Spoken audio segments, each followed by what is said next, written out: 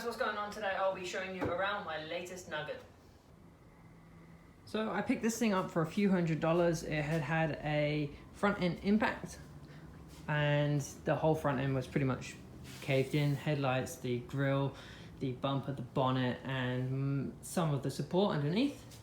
So what I did is I went ahead and using just all the parts I had, I put a new front end on it. You may recognize the bonnet and bumper from the old green one I had.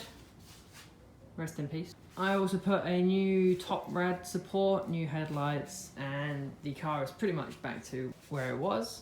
If you've got a keen eye, you may have noticed the grille was Series 2 and the interior is also Series 2. So the difference between the Series 1 and the Series 2 are the updated trim. So you'll notice it's got a darker trim on the inside and a nicer steering wheel.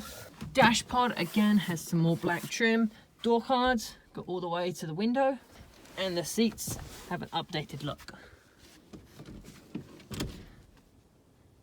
Other differences include the absence of a boot release, which is a bit frustrating. So it means you need the key to get into your boot, and you also need a key to get into here. But another awesome feature that the Series 2 has that the Series 1 doesn't is it has a key central locking. So when I lock and unlock the driver's door, as you can see across there, it all unlocks. So that comes in really handy.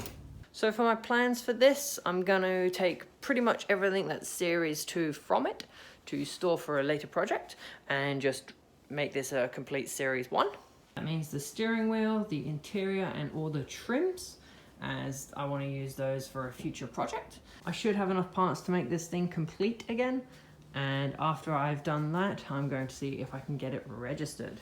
If I do want to get this thing registered, it's going to need some new drive shafts up front. Again, I should have some lying around. And other than that, the car actually runs really well. Once it's registered, I might paint it up, get it all in one color. Nothing too crazy. I might just try for the factory red so I don't have to change it on the forms. However, I may feel like shaking it up when the time comes. Future videos including this Micra include my guide on parting out your Micra. Although this isn't going to be parted out, it will be stripped for its goodies. And also how to get your Micra roadworthy, so what to check for. If you do have any other video suggestions, please let me know down below in the comments. If you enjoyed the video, please make sure you like and subscribe, and I will see you next time.